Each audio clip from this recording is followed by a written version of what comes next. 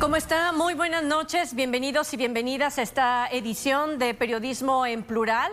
Esta noche pues nos da mucho gusto que nos acompañe para tocar tres temas que seguramente serán de su interés y que tocaremos con nuestras invitadas y nuestros invitados. Vamos a hablar sin duda de esto que estremeció al gremio periodístico, no solamente en nuestra localidad, sino también a nivel nacional, y hay expresiones más allá de las fronteras de México, y es el atentado contra la periodista en Puerto Vallarta, Susana Carreño.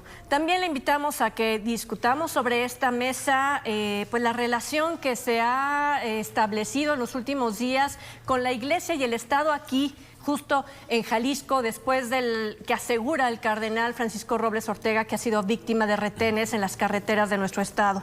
Y por último, lo sucedido, claro, este fin de semana, donde el presidente Andrés Manuel López Obrador ha inaugurado la primera fase de esta refinería Dos Bocas. Así que para platicar sobre estos temas y apreciar sus puntos de vista, saludo con mucho gusto a Vania de Dios esta noche. ¿Cómo estás, Vania? Muy bien, gracias, Trini. Buenas noches a todos.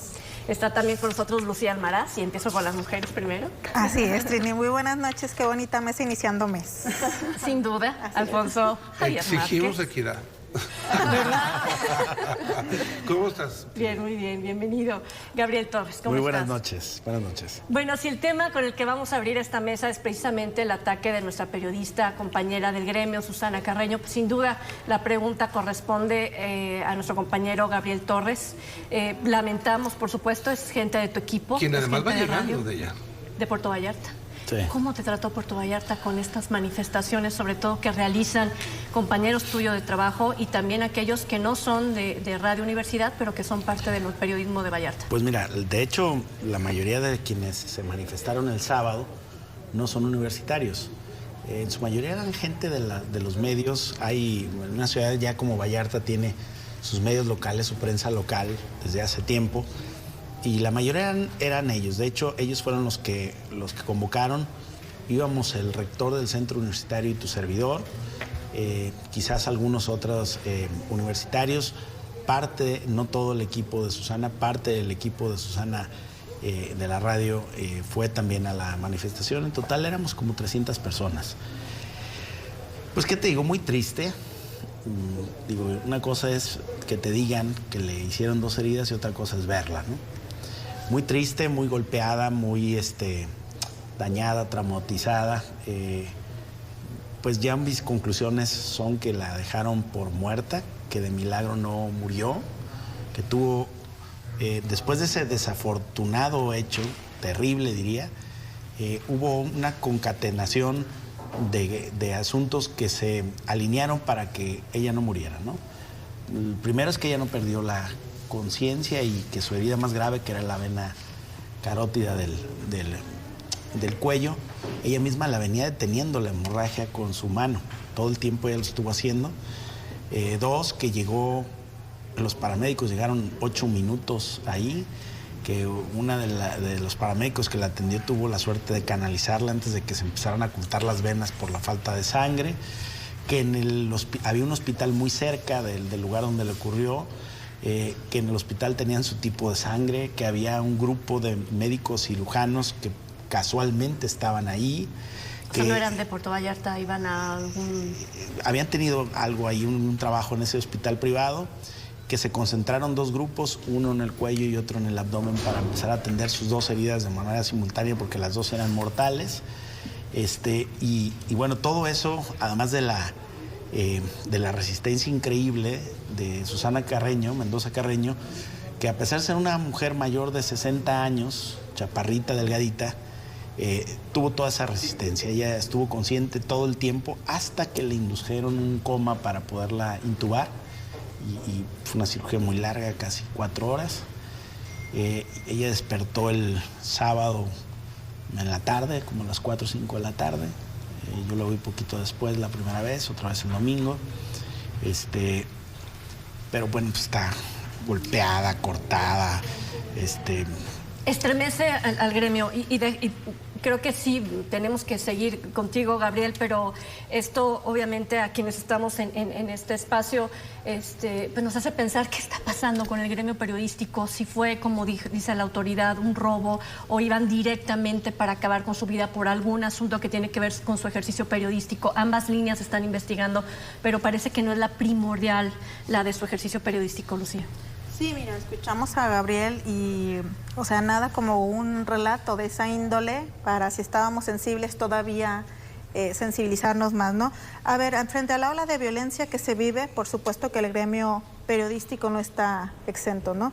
Ya hemos hablado de todas las cifras de periodistas, de comunicadores, comunicadoras que han sido atentados contra su vida, o que han sido heridos, o que han sido desaparecidos, o que además han tenido que desplazarse a otros lugares por el riesgo que implica en México esta profesión, ¿no? Y no lo decimos nosotros en esta mesa, hay informes rigurosos, ¿no?, de diferentes organismos que establecen que México se encuentra en el primer lugar de riesgo para ejercer el periodismo, ¿no?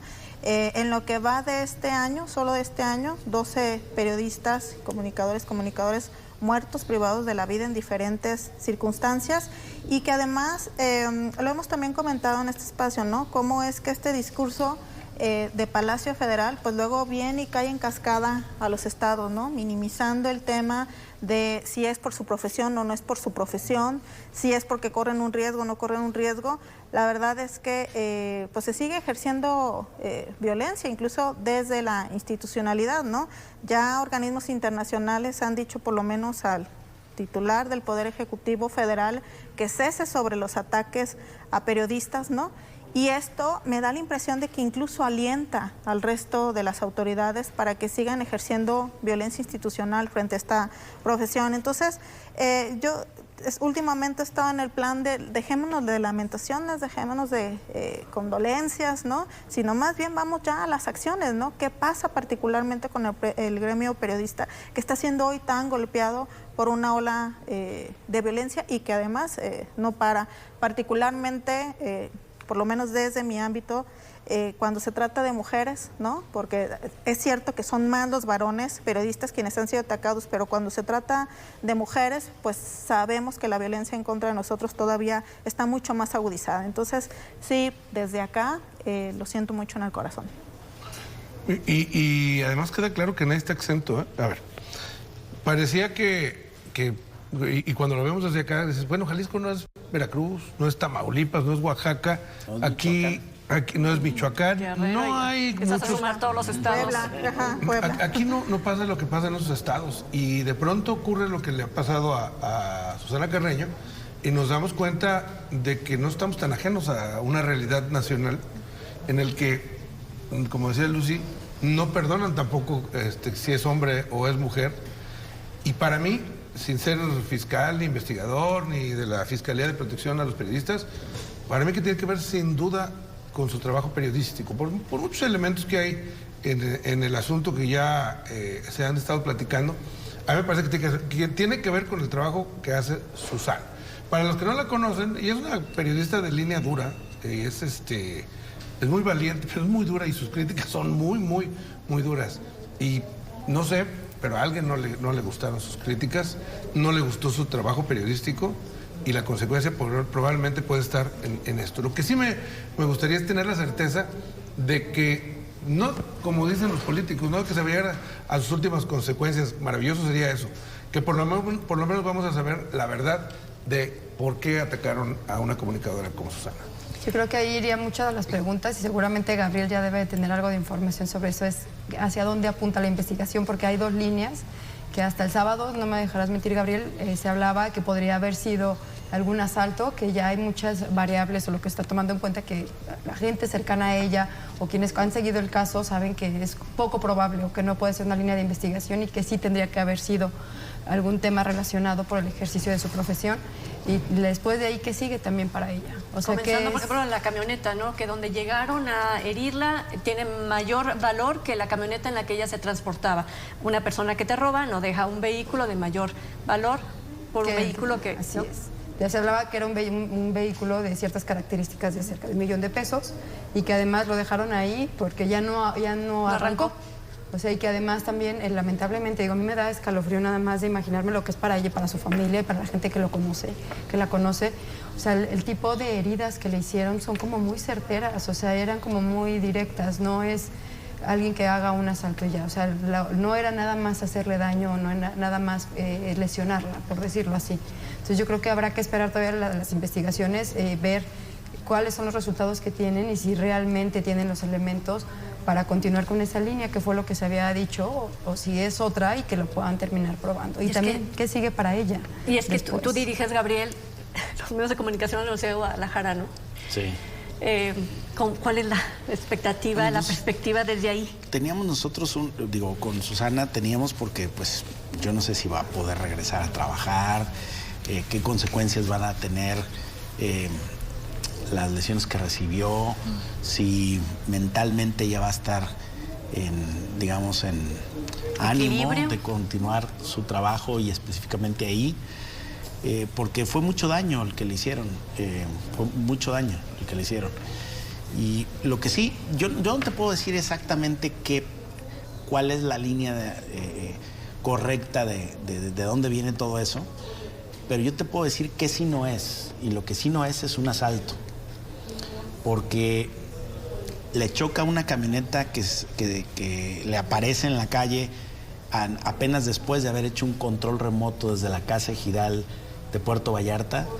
La camioneta viene de frente, le choca en el costado del lado del conductor, se para la camioneta, Susana piensa que es un accidente, se baja del carro, venía acompañada de un chico.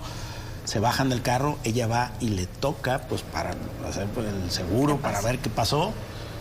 No bajan el vidrio estaba polarizado, no bajan el vidrio y aparece una moto con dos jóvenes armados, con un pasamontaña.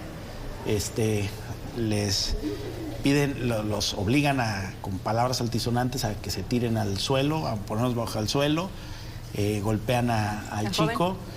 Y a ella, sin advertencia, amenaza, nada, la apuñalan. No hay mensajes, no hay nada. No hay mensaje. Se llevan, la billetera de él y a ella de su bolsa, y los celulares, pero intentan irse en la camioneta con la que llegaron. O sea, la moto se va y el de la camioneta se intenta ir en la camioneta, ese nunca se bajó, hasta que la camioneta presentaba un daño en la rótula de la llanta delantera por el choque. Entonces la camioneta empezó trac, trac, trac, ya no pudo caminar, se tuvo que bajar y tomar la camioneta de Susana para huir. Nunca fue el móvil llevarse la camioneta de Susana, se la llevaron para huir. Y por eso es que el mismo viernes en la tarde la camioneta aparece aproximadamente 13 kilómetros adelante, abandonada. Se iban a ir sin haber revisado la camioneta y había todo el equipo con el que hizo el control remoto de un valor de alrededor de 100,000 pesos. Se iba a quedar ahí porque, alguien que va a robar, pues busca las cosas de valor. Y se lleva lo que, claro. No, ellos fueron a acuchillarla. Aquí hay un tema que, ¿por qué se toca estos asuntos con la opinión de ustedes que nos ven desde sus casas, nos encuentran? Es que hay un principio, hay un derecho universal que, si bien estamos preocupados por la salud de Susana Carreño, como se firma ella en la vida profesional, es el derecho que tenemos a la comunicación, a la libertad de expresión, para que a usted llegue justo, para que usted llegue a la información como debe de llegar, para que usted tome las mejores decisiones y crear una opinión pública, para que al fin de cuentas sea usted el que tenga el derecho sobre las políticas públicas, sobre el ejercicio de gobierno, sobre la administración de las autoridades. Es un atentado contra la opinión, contra el ejercicio del periodismo, pero contra la libertad de informarse también, Poncho. Sin duda alguna, y es una señal, un foco rojo que debe de alertarnos a los medios de comunicación para cerrar filas, para denunciar, para exigir justicia, pero a la sociedad también, porque al final de cuentas nosotros lo que hacemos es trabajar para la sociedad, informar es nuestra misión, pero lo hacemos con la sociedad. Un pueblo en donde no hay libertad de expresión, en donde permanentemente los medios son presionados, pues se vuelve un pueblo en donde empieza a peligrar la democracia. Y yo creo que esto es riesgosísimo. En Jalisco, si bien no habíamos tenido o no hemos tenido tantos atentados como ha ocurrido en otras entidades, el solo atentado de Susana debe de prender las alertas, las alarmas para evitar que esto vuelva a ocurrir. Ahora, ¿qué pasa cuando una autoridad reconoce que es por el ejercicio del periodismo? O sea, legalmente, esto implica mayor responsabilidad por parte del Estado y por eso no lo quieren afrontar. Y hablo de que a nivel federal reconocen solamente 10 homicidios contra periodistas y son justo el gremio periodístico el que toma la lista de 12 periodistas asesinados en lo que va del año. Pero aún si fueran 10 es gravísimo. Aún de si todos fuera modos, uno. Sería el periodo más violento en tiempo, porque el sexenio no ha terminado, sería uno de los periodos más violentos. O sea, ningún presidente de que arrancó su mandato a este tiempo de transcurrido el mismo lleva ese número de víctimas. Entonces, aún con 10 sería el periodo más violento. Pero además incluso también existe, el mecanismo de protección, que ya hemos visto que a veces de poco o de nada sirve. Había unos datos interesantes por parte de la Secretaría de Gobernación que hacía del 2018 al 2021 se había incrementado en 80% la cantidad de periodistas que habían pedido apoyo porque sentían que estaban en riesgo, de periodistas y personas que se dedican a la Defensoría de Derechos Humanos.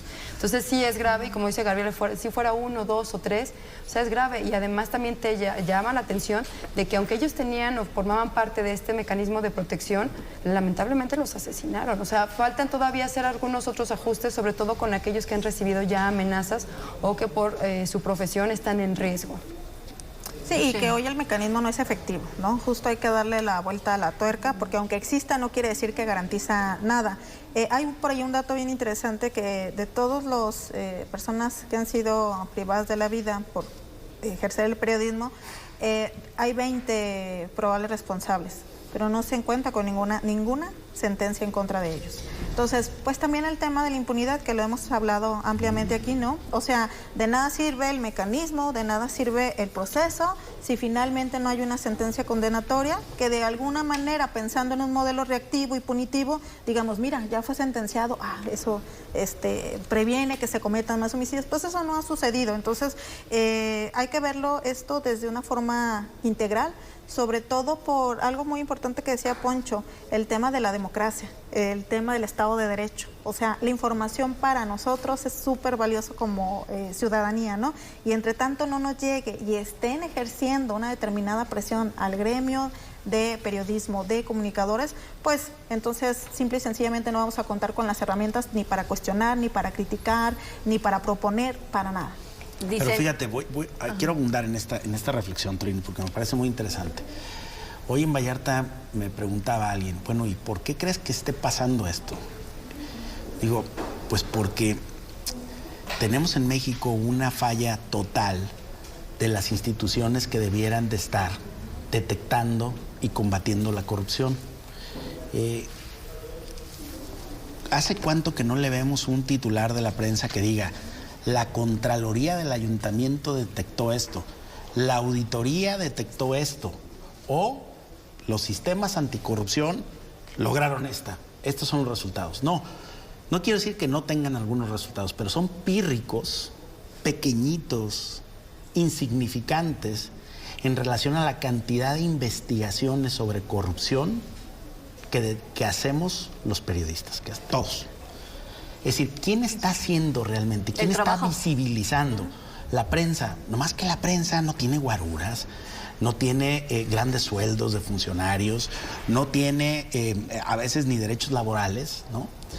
Y le toca al periodista hoy llevar la pesada carga de toda la disfunción del aparato institucional que debería estarle respondiendo a la sociedad en México y que para eso cobra y nos cuesta de nuestros impuestos, respecto de una problemática social profunda. No es solamente el tema de la democracia, sino que las fiscalías, las auditorías, las contralorías, los sistemas anticorrupción y los entes de la transparencia no están dando los resultados. O sea, cada vez nos cuesta más la transparencia y cada vez la corrupción avanza. Entonces, transparentamos la corrupción.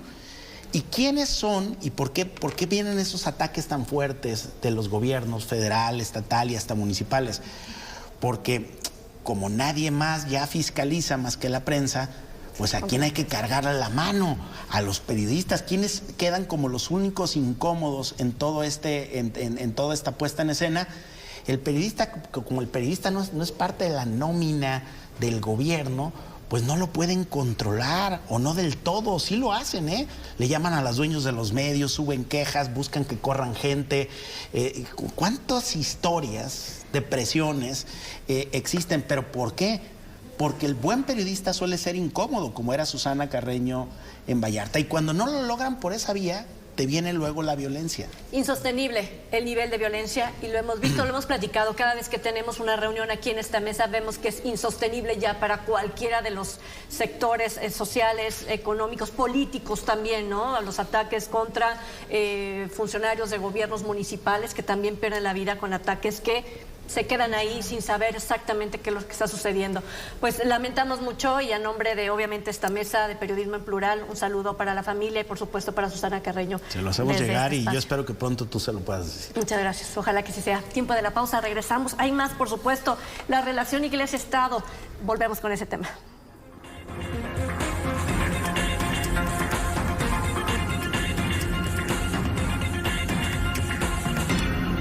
Bueno, ¿qué ha pasado? ¿Qué ha pasado con la relación Iglesia-Estado? Y no solamente a nivel nacional, sino también aquí, en lo local. El pasado 26 de junio, el cardenal Francisco Robles Ortega, arzobispo de Guadalajara, manifestó un episodio de inseguridad que tuvo en las carreteras de Jalisco, y son los retenes que forma el crimen organizado. A partir de esta afirmación, pues se vino una serie de cuestionamientos al programa de seguridad del gobierno del Estado, pero ¿por qué no también a nivel nacional con el presidente Andrés Manuel López Obrador, que se ha quejado rotundamente que cualquiera que levante la mano y se queje por alguna situación como esta es porque está en contra de la 4T? Vania, pues digo, ahí está la reunión que sostienen ambas figuras, el gobernador del estado con el cardenal Francisco Robles Ortega, para ver qué sigue. Pero además, ¿en qué contexto se da? O sea, porque el cardenal está hablando de información que tiene de primera mano. No recordemos que representan un liderazgo en gran segmento de la sociedad. Ellos tienen mucha información de primera mano de la gente que llega a las parroquias. Ya hemos visto también lo que sucedió al norte del país con estos 2 jesuitas que fueron asesinados. Son un claro ejemplo, y a raíz, me parece que fue a raíz también de este asesinato ahí en la Sierra Tarahumara, donde empiezan a levantar la mano y alzar la voz mucho más clérigos, muchos más personajes de la iglesia, para decir eso que está pasando no es solamente exclusivo de esa parte del país, está sucediendo en otros puntos más, y además estamos hablando que son liderazgos. Es gente que lo que ellos digan sí tiene peso, no solamente a través de los medios de comunicación, sino también con la misma gente que acude con ellos. Yo creo que ahí sí mermó. O sea, no es alguien que se pudiera desacreditar tan fácilmente lo que estaban diciendo, y no solamente aquí en Jalisco, a nivel nacional, dejan claro que algo no está funcionando, que a diario lo estamos viendo y que también lo hemos puesto aquí sobre la mesa decenas de veces, pero ahora lo está diciendo una voz, por decirlo, oficial. O sea, alguien que difícilmente puedes desmentir o puedes desacreditar. Entonces habrá que ver también qué sigue en ese tema, y dudo mucho que se desmienta o se desdiga de lo que dijo, sino más bien ahí lo interesante es ver qué sigue también, para decir si es cierto lo que están diciendo, que sigue además. A ver, no habíamos escuchado ya anteriormente, entre nuestro círculo más cercano, familiar y de amigos, no viajen de noche. No vayan por vayan a determinadas carreteras. Vayan acompañados, no transiten por ahí, váyanse mejor por la autopista. Compartan su ubicación. Exactamente. Para saber en dónde están, pues si ya llegaron. Eso es un día a día de cualquiera de nosotros o nosotras, Poncho. Y que viene pasando desde hace tiempo en diferentes puntos del país, en unos lugares peor, en otros menos peor, porque no podríamos decir que mejor. El asunto es que el asesinato de los 2 sacerdotes jesuitas es la gota que viene a derramar el vaso de agua. ¿Por qué? Porque más allá de que es una institución oficial, como decía Vania, es una institución, la Iglesia Católica, con una gran capacidad de comunicación. Desde el púlpito, los sacerdotes te pueden generar serios problemas, y se los comenzaron a generar a la Federación primero, y después aquí con la declaración que hace el cardenal, en el sentido de que también hay retenes, que a él lo han parado y a varios sacerdotes los han estado extorsionando, dijo el propio cardenal, y luego sale el gobernador a decir, no es cierto, no está pasando esto, y si lo sabe, pues mejor primero lo hubiera denunciado. En esta parte sí estoy de acuerdo, que sepa algo, pues que lo denuncie más si es la iglesia, pues no creo que la delincuencia se vaya a volcar en contra de la Iglesia Católica, pero la verdad es que sí tiene mucha capacidad de comunicación la iglesia y esto pues le empezó a mover la estructura a los gobiernos. En lo federal, Andrés Manuel, que no ha parado, dijo que después de eso les dijo hipócritas a los sacerdotes. Y muchas cosas más. ¿Cómo no lo decían cuando estaba Calderón, no? Todo siempre es, ¿por qué no lo decían cuando estaba Calderón, no? Y a nivel local, con la reunión que se hace entre este fin de semana, entre el gobernador y el propio cardenal, pues como para bajarle un poquito a la intensidad del tema y empezar pues a tratar de buscar acuerdos y ver cómo lo pueden trabajar juntos. Lo hace un poco mejor, lo hace mejor sin duda Alfaro con el cardenal que lo hace el presidente, que simultáneamente abrió un frente con la Iglesia Católica y también con los grupos cristianos, que ya traía otro tipo de fricciones. Pues esta reunión fue un tema como de contención de crisis para que no fuera todavía a crecer más el asunto, y yo creo que fue, como dices tú, fue acertado, porque a lo mejor sí podría haber seguido dando todavía más. Ese comentario, ¿no? Claro. Del pasado 26, y que todavía este fin de semana lo vuelve a confirmar, pero al menos muestra que ya se va a poner el tema en esta mesa de seguridad del gobierno del estado para llegar precisamente a atenderlo con prontitud y sobre todo, pues a lo mejor con eficacia. A ver, es que cuando hablas de la Iglesia Católica, de los jerarcas de la Iglesia Católica, pues acuérdate que el máximo líder de esos jerarcas es un jefe de Estado. Y ese jefe de Estado, que es el Papa, también le entró. Es decir, y puso un tuit y dijo: ¿cuántos asesinatos en México? Que eso, bueno, pues viene a contradecir lo que otro jefe de Estado, que es el presidente de México... No, pero después dijo comentó. López Obrador que no, que estaba de acuerdo con que es una política de paz lo que debe reinar. Pero es una interpretación errónea que hace Andrés Manuel López Obrador en su locura y su mundo alterno. El tema es la negación de la realidad. Sí, la negación de que a quién quieren engañar. Por más que buenos que sean para comunicar, hay temas que están perdidos de entrada, ¿no? Cuando salen a decir que no hay lo que hay, lo que todo el mundo sabe que existe, porque se lo han contado directamente, les ha tocado, pues que quedan verdaderamente en lo patético. Y entiendo que el gobierno se sienta preocupado por la confianza o la desconfianza que puede generar la admisión pública de la pérdida de control que ellos están teniendo de varios territorios en México. Yo creo que la autocrítica ayuda más que la negación de la realidad. Y lo que hemos visto tanto en el presidente como en el gobernador de Jalisco, para el caso que nos aplica, es eso.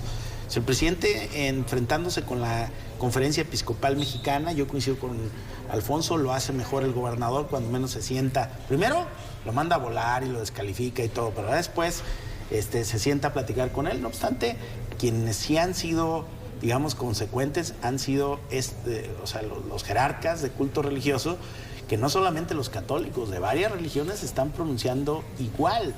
Y es que también los están asesinando, también los están agrediendo. Y todo esto pasa no porque el gobierno quisiera que ocurriera. Yo creo que no estamos acusando al gobierno de premeditadamente desear que este tipo de cosas ocurran. Es pero el gobierno es la autoridad del Estado, lo que han perdido es autoridad. Y han ganado autoridad sobre determinados territorios otros grupos que no tienen, digamos, los compromisos que tienen los gobiernos democráticamente electos. Y entonces estamos ante diferentes autoridades en México, porque es lo que dijeron los jesuitas, pues los que mataron a los 2 jesuitas en la sierra era el que realmente tenía la autoridad, el que realmente gobierna esos terrenos. ¿Qué dice el presidente? Bueno, ¿y por qué no lo denunciaron antes? A ver, ¿cómo denuncias en un lugar donde es tierra de nadie, donde no hay Estado de Derecho, donde tú como sacerdote, ¿no? A lo único que te dedicas es a procurar que la gente coma y tenga que ponerse al día siguiente con el frío que hace allá, ¿no? Y con las condiciones que hay, ¿no? Total. Así es. Fíjate que en este sentido, yo creo que si algo le molesta al gobernador es que primero no toquen base con él, que salgan con un tema de declaración en prensa. Pero aquí debo defender al obispo, ¿no? Decirle, pues es que llegar al gobernador es complicadísimo por todos los filtros que ponen, ¿no? Primero hay que llegar al secretario general de gobierno y a otros más que le tienen que enviar los mensajes. Entonces, me parece que desde el punto de vista de seguridad, solamente hay que checar las cifras en estos dos municipios, en Totatiche y en Villaguerrero, ¿no? En donde incluso recientemente en Totatiche hubo una emboscada a policías municipales. Murieron 2 policías, otro más resultó herido, una mujer muerta. Y bueno, según los informes que hay públicos, el cártel Jalisco Nueva Generación es quien tiene controlado estos 2 territorios, ¿no? Estos 2 municipios. Entonces no hay más que verificar las cifras oficiales, ¿no? Para darnos cuenta que existe esa problemática y existen muchas más severas. Y nos estamos enfocando en el tema de los retenes, pero también se dijo por parte de la iglesia que se cobra un determinado porcentaje por las fiestas patronales. Cobro de plaza, fíjate. Cobro de plaza, ¿no? De hecho, hoy porque hay información de eso. Porque así, o sea, cada vez el crimen organizado va tomando más actividades. No, bueno, pues recientemente no estuvo el tema de los pollos, ¿no? O sea, ¿por qué tendríamos que, digamos, dudar de la versión de un líder social, ¿no? Con tanta influencia que tiene, ¿no? La Iglesia Católica, particularmente en Jalisco, ¿no? Pero además, me parece que de alguna manera, decíamos, ¿no? Y en eso estamos todos de acuerdo. La reunión, bien, se tienen que abrir los canales de comunicación con todas las y los líderes aquí en el Estado para que justo se vayan a llevar las problemáticas, pero además se resuelvan. Porque la reunión como tal, pues sí, qué bueno echarnos un café, ¿no? Eso está bien. Pero finalmente quienes sufren y padecen son las y los pobladores. Que sirva para que todos y todas podamos transitar de manera tranquila, no solamente determinadas personas. Y no nada más de día y no nada más acompañado. Y además con los vehículos y con la seguridad que traen determinados líderes. Y que no puedes llevar un 4x4, por ejemplo, por más vieja que sea la camioneta o el vehículo, no puedes llevar un 4x4 porque es lo que desean. Comprarte una Tacoma 4x4 es una invitación a agárrala para que se la lleven a la sierra. Así es. Lo que podrían hacer es tomar el ejemplo de lo que está haciendo Michoacán.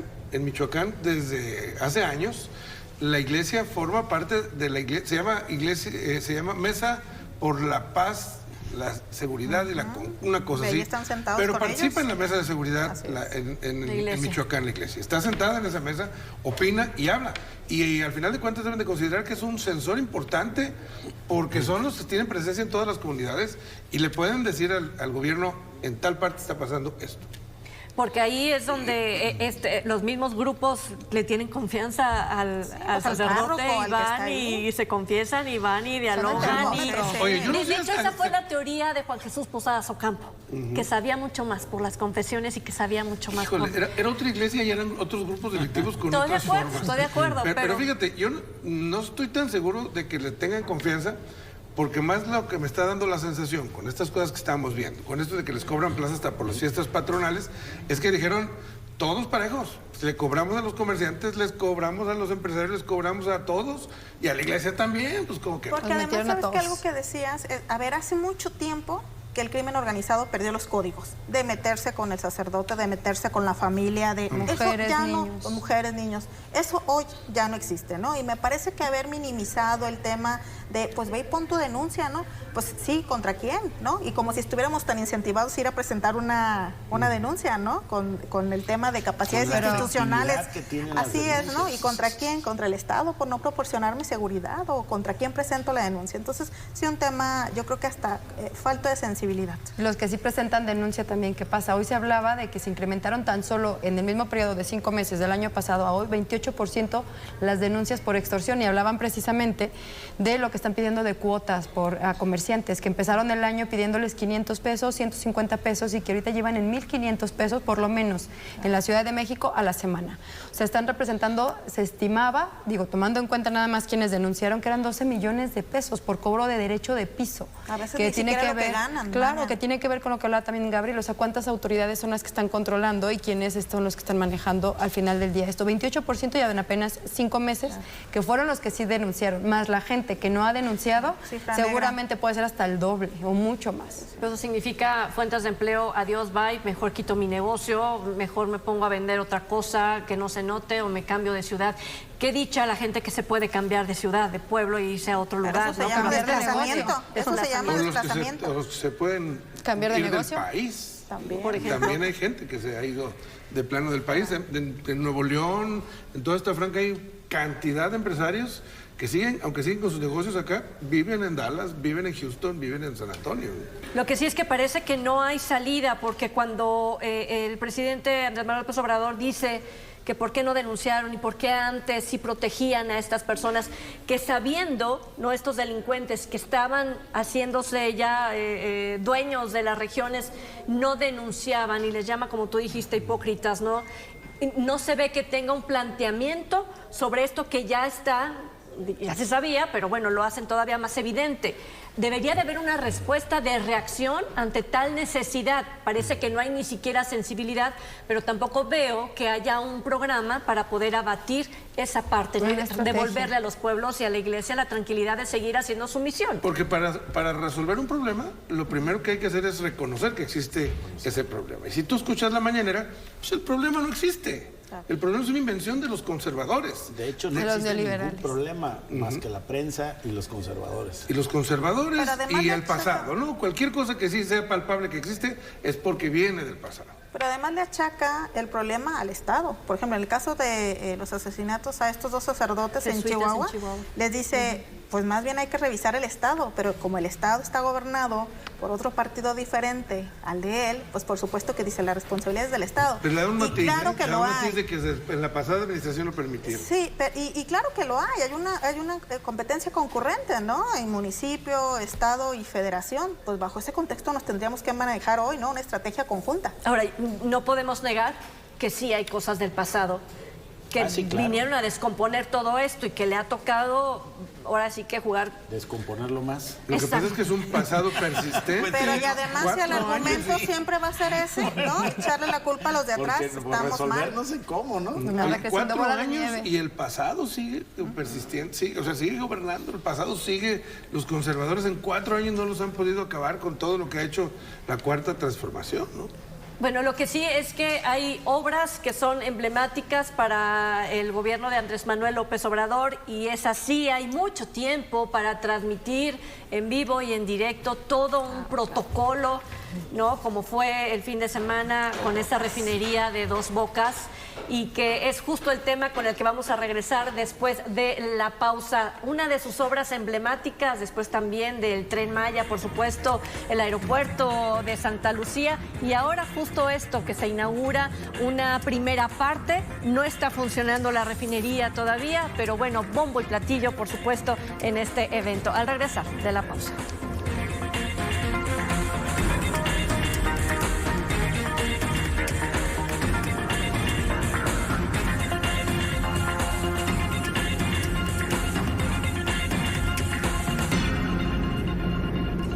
Bueno, ya estamos de regreso aquí en Periodismo en Plural y bueno, pues fue de verdad un evento donde se ha invitado al gremio político más cercano y quizás aquellos que están de acuerdo con la 4T, sin duda.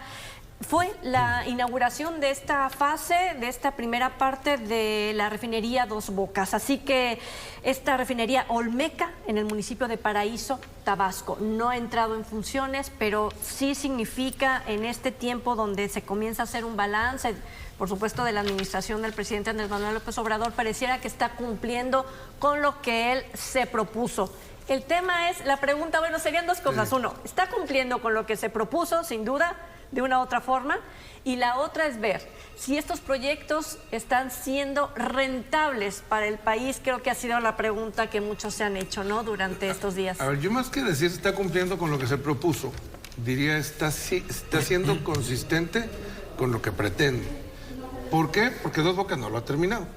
Y me voy a referir a es un meme, supuestamente lo sacó Enrique Peña Nieto, no lo encontré, yo creo que es falso, pero es meme. Dice, de haber sabido que se podría inaugurar una obra con el 30% de avance, hubiera inaugurado el aeropuerto de Texcoco. Perdón, pero también inauguraron la línea 3 así, mi querido, aquí en Guadalajara. Eso iba a decir yo. Es como la inauguración de la línea 3. Pusieron su plaquita parcial, ¿no? Que por cierto era priista. Que todavía no estaba, ¿no? Que todavía no estaba terminado. Hay una relación de primor ahí, ¿no? Muy semejante una a la otra, ¿no? Primor, son son estrategias. Pero bueno, el presidente ha sido constante. Lo que dijo que iba a hacerlo, insiste en hacerlo, aunque, como dice la canción del Tri, nada le resulta.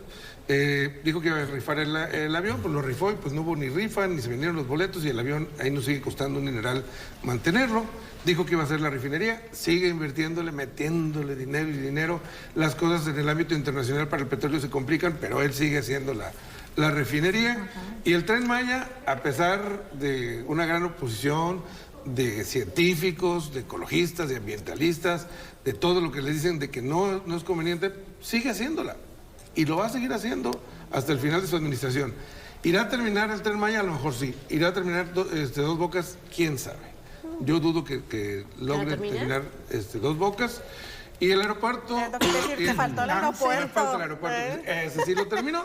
Pues a ver, pero ¿en qué, es una condiciones? Central avionera. Así es, sí. Pero y el avión presidencial... Pues ahí sí. Es que la narrativa sigue siendo la misma. Digo, para empezar, este tema es muy técnico. Ahorita antes de empezar, todos estábamos como leyendo nuestras anotaciones. Es algo muy, muy técnico lo que tiene que ver con las refinerías, para empezar. Segundo, como bien decías, no está terminada. Prácticamente son oficinas administrativas, por así decirlo, lo que quedó inaugurado, porque comenzaría a funcionar no este año, sino hasta el 2023 y al 100% hasta el 2026, si es que todo avanza. Eso por una parte. Además, lo que costó y el incremento que tuvo, no estamos hablando de cientos de millones de pesos, estamos hablando de miles de millones de pesos y en algo que va en debacle. O sea, cuando ahora se está hablando de combustibles limpios o de temas que son más ecológicos para el medio ambiente, aquí se sigue apostando por algo que contamina y que quién sabe si a la vuelta de 2 o 3 años todavía siga siendo sostenible. ¿O qué producto o cuánta inversión tiene que hacer México para sacar justo el combustible que estamos acostumbrados nosotros a usar? Es que ni económicamente... Nosotros tenemos gasolinas buenas porque son importadas. O sea, ¿qué gasolina hay nacional que tú digas, esta tiene una gran demanda y suministra una gran cantidad de servicios? Es que la idea era esa, pero o sea, a pesar y con la construcción de esta puede seguir siendo autosuficiente México en el consumo de combustibles. Solamente da el 10% de la necesidad que tiene México respecto a combustible. Y efectivamente el tema del costo, se dijo que iba inicialmente a costar en la parte técnica 8 mil millones de dólares, ¿no? De dólares. Y por eso no aceptaron contratar otras empresas, ¿no? Por el tema del costo. Pero según cuentas públicas, otra vez no lo decimos aquí en la mesa, datos oficiales, dicen que llevan gastado más de 500 mil millones. Ahora son... pesos. 500 mil millones, y son más de 300 mil millones adicionales a lo presupuestado. Ahorita sin terminarla. Ahorita sin terminarla, porque efectivamente, a ver, lo que se inauguró, pero últimamente vemos, acompaño a Poncho en este tema, ¿no? Vemos que lo que está inaugurando son obras, pero inconclusas, ¿no? O sea, esa es ya la tendencia. Particularmente, ya lo decías tú, a ver, fueron oficinas administrativas, fue un laboratorio, un comedor, y no se ha echado a andar nada más. Todavía no saben cómo van a hacer llegar. No, faltan conectar 16 procesos que no están interconectados y que eso no va a suceder justo más o menos hasta el 2026, que es donde realmente va a estar funcionando, ¿no? Entonces ese es el calendario. El calendario panorama. Faltan las inundaciones, claro, faltan todo lo que implica, porque además está, aparentemente les digo, con datos que ahí contamos, ¿no? De informes oficiales, pues lleno de ineficacia y un tema de corrupción, porque incluso se crearon empresas, y ahí lo dicen también, 2 o 3 días antes para un tema de licitaciones de estos 16 procesos que hacen falta, pero que esas empresas no tenían experiencia en el ramo y que fue a través de una licitación directa. Para quienes no conocen este tema, no invitaron otras empresas. Yo digo directamente la empresa de Gabriel es la que va a entrar a realizar el proceso. Eso es una licitación directa. Y el gobierno de Andrés Manuel López Obrador se ha caracterizado por ese tipo de licitaciones. Es el gobierno, incluso más que el de Peña Nieto, mucho más, el que ha realizado asignaciones directas. Falta de transparencia totalmente. Se ha cuestionado mucho la posibilidad. La planeación. A ver, aquí se ha dicho en proyecto que van a llegar a 340,000 barriles de petróleo que va a producir eso. Eso tendría que ser en 2026, como dijo Poncho, si si nada cambia en el calendario oficial. Pero si consideramos que los presupuestos oficiales inicialmente planteados para 8,000 millones de dólares, luego pasaron a 18,000 millones de dólares, y Rocío Nale dijo que ya, o sea, una funcionaria del gobierno de la 4T, dijo que quizá le cueste 20,000 millones de dólares, pues ya estamos hablando, fíjate, de más del doble. No, casi el triple. Entonces, si esas son las cuentas del presupuesto, ¿cuáles serán las cuentas del tiempo? Y si vamos a ver esa refinería produciendo todavía en el tiempo de Andrés Manuel López Obrador. Yo sí creo que si somos un país productor de petróleo, tendríamos que desarrollar infraestructura para refinar el petróleo. No sé por qué venderlo solamente en crudo y no poder tampoco procesarlo en México. Yo creo que eso no está mal, que lo que está mal es, otra vez citando a Alfonso, el propósito frente al resultado. Si la refinería va a costar 3 veces su costo, pues ahí hay un problema de ineficiencia terrible.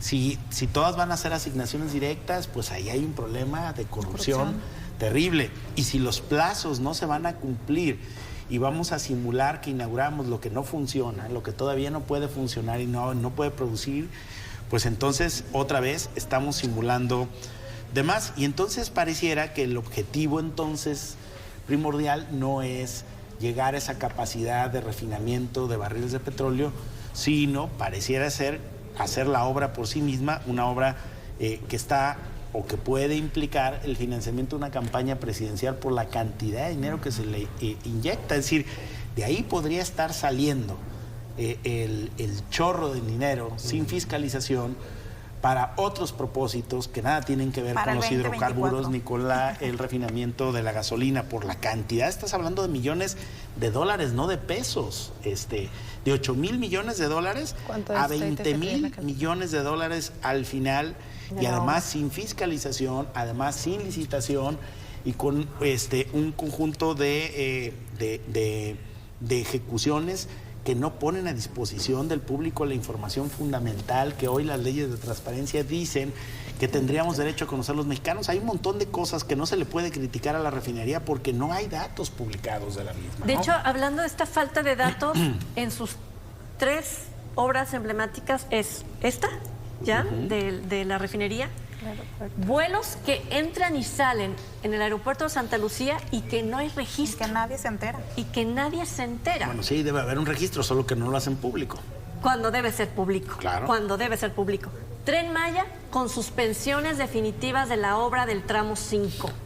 Y que el presidente dijo que va a hacerle frente a estos amparos, a estos procesos judiciales, que le va a costar al erario público hacerle frente. Claro, porque además recordemos que hay un decreto en el tema de las obras que tiene que ver con información reservada. ¿Se acuerdan que platicamos en algún momento? Entonces, eso obedece a lo que propicia un tema de opacidad. No conocemos los datos, conocemos lo que hay medianamente público, ¿no? Lo que traemos hoy cada uno de nosotros. Pero de ahí en más, pues no hay la oportunidad de conocer a profundidad el tema de las obras. Los datos que traemos son por dichos, no por documentos oficiales, por cosas que ellos mismos declaran de repente en eventos y que uno pesca de ahí de discursos oficiales, pero los documentos, los planes maestros, la información fundamental no está, las fichas técnicas no lo publican, sencillamente no lo publican. Ahora, de todas estas observaciones, el día de hoy, justo este 4 de julio, cuando se le hacen estas preguntas sobre obras o sobre cualquier tema al presidente de la República, y hablo de esa transparencia, flujo de información, etcétera, que debe ser y que es obligación, siempre se sale por algún otro tema. El día de hoy, y no quiero que terminemos este espacio, por supuesto, que hay que seguir hablando de Dos Bocas, sin duda, que es el tema que nos trae, pero es un ejemplo de lo que puede llegar el presidente a tocar en las mañaneras como para distraernos, ¿no? Y es esto de hablar del monumento, de esta Estatua de la Libertad en Estados Unidos. Sí, ¿Qué para se le ocurrió? generar polémica, para distraer, cosa que es muy bueno para hacer, para eso. es ser muy eficiente. Son las 3 estrategias del presidente, es meter ruido, causar polémica, y al rato estamos debatiendo y hablando discutiendo sobre eso tarugadas, ¿no? Pues sí, aquí mismo nos vemos de eso. La otra es la opacidad con la que maneja el presupuesto de su administración. Y tres, que tiene que ver con la anterior, es las asignaciones directas y que no pase absolutamente nada en este país. Seguimos en oposición. O sea, lo decimos nosotros, lo nada. dicen otros, lo dice Loret, lo dice... Pero no pasa nada. O sea, sigue el señor presidente haciendo exactamente lo mismo. Porque están desarticuladas muchas instituciones. Otra vez lo que decía hace rato. Pues, ¿quién lo dice? La prensa. Ajá. ¿Y quién más? ¿Y cuál otra institución le entra y procesa por los canales institucionales esas denuncias? Pues nadie más. O lo hacen demasiado tarde, ¿no? Por ejemplo, hablando de la Auditoría Superior de la Federación, pues recordemos que para que saque un informe, pues ya pasó por lo menos un año. Para que lo corrigen. Y luego lo regañan por parte de Palacio. Y lo corrigen. Es un órgano constitucionalmente autónomo que se deja regañar y que corrige sus propios informes. Que agacha la cabeza para eso. Entonces, pues sí, efectivamente, hoy no hay un contrapeso a nivel federal que salga y diga, miren, esto está mal. Por eso sigue haciendo por lo que le da su gana. ¿Se animará en algún momento a cuestionar su propio ejercicio de gobierno? Con esto, cuestionar a los titulares de las dependencias, hacer caso un poquito, un mucho, para poder salir avante en su ejercicio de gobierno, o solamente le apostará a entregar sus grandes proyectos así como están y dejarse querer por el grupo de mexicanos y mexicanas que siguen favoreciéndoles con la aprobación hacia su ejercicio de gobierno, y así le va a durar y va a aguantar para que sea el próximo sexenio un gobierno de la 4T, que es lo que todo mundo augura, ¿no? Que no le alcanza a la oposición, no porque sea muy buen gobierno, sino que a la oposición no le alcanza precisamente para colocar a otro gran candidato para el 2024. Aún con todo y esto que estamos platicando, con esta inauguración a medias que se hizo muy al estilo del sexenio anterior, ¿le alcanzará para seguirse posicionando y seguir haciendo el gobierno que está haciendo? Sí, la respuesta es sí. Me queda claro que el presidente sigue haciendo lo que quiere con el país y le sigue yendo bien. Es una realidad. Sigue habiendo mucha gente que ve con simpatía lo que hace el presidente, con todo y que en ciertos círculos criticamos, hablamos de opacidad, hablamos de corrupción, hablamos de las casas de los parientes en Houston, o sea, pero a esta base que lo respalda, pues parece que no le impacta, no le permea. No le llega. Y siguen respaldando al presidente. Y si así han sido las cosas favorables para él con todo lo que aquí dijimos, así le va a seguir. Hay un teórico de la democracia que dice que un sistema hegemónico, autoritario, no puede ser sustituido mientras no haya una oferta política mejor organizada en el país. Y eso yo creo que explica y responde tu pregunta. El problema es que probablemente el presidente lo está haciendo muy mal, pero la oposición es impresentable. Como dijo él, está moralmente derrotada. Entonces, bueno, está ahí porque en el país de los ciegos el tuerto es rey. Claro. Y este señor, o sea, la oposición está tan mal. Tú dices, el gobierno hace estas cosas, pero luego te vas y ves qué están haciendo los gobiernos locales, cómo se comportan los gobernadores en el que podrían ser los que de ahí surgiera un liderazgo de cara al presidente. Dices, bueno, mientras el presidente descalifica a la prensa, los gobernadores son tolerantes con los medios. El decreto de Sonora mientras el contra presidente la prensa. Actúa con opacidad, los gobiernos locales están actuando con transparencia. Mientras el presidente se niega a la realidad, los gobernadores asumen la autocrítica. Pues lo que pasa es que, hace cosas terribles, pero menos mal que sus opositores en la oposición. Es que ahí los contrapesos son nada más de afuera, también quienes los rodean. Si tienes a pura gente que te diga, señor, todo está bien, todo lo que usted diga, vamos a inaugurar. Pero es como la Contraloría dice, no está bien, y le dice al presidente, pues cambia los números y lo cambian los números, ¿no? Sí. Por ejemplo, aquí el tema es saber si le alcanza al presidente todo este proyecto, porque viene una recesión tremenda, se está viendo ya futuro cercano en Estados Unidos y que sin duda golpearía a nuestro país también, y esto habría un freno al caminar económico que trae nuestro país, que de por sí no es bueno. hemos concluido. Último comentario. No, me parece más oposición Ricardo Monreal, que es una corcholata que no la destapó el propio presidente. Y que no Pero se que se llama destapó él, corcholata. además. Pero es más crítico al interior aspirante. que Alito, que los otros actores. Oye, pues claro que sí. Bueno, y Alito será otro tema, Es lo que quizás te iba para a otro día, decir porque con hoy le fue el muy tema mal, de decreto de tremendo. más armas, ¿no? Permitir el tema de armas aquí está complicadísimo. Vania, Ni a quién irle. Muchas gracias. Alfonso Javier Márquez. Gracias. Lucía. Un placer, muchas Gabriel, gracias. Buenas nuevamente noches, nuestra gracias. solidaridad desde este espacio. Gracias. A usted muchísimas gracias por habernos acompañado. Nos vemos y escuchamos en la próxima.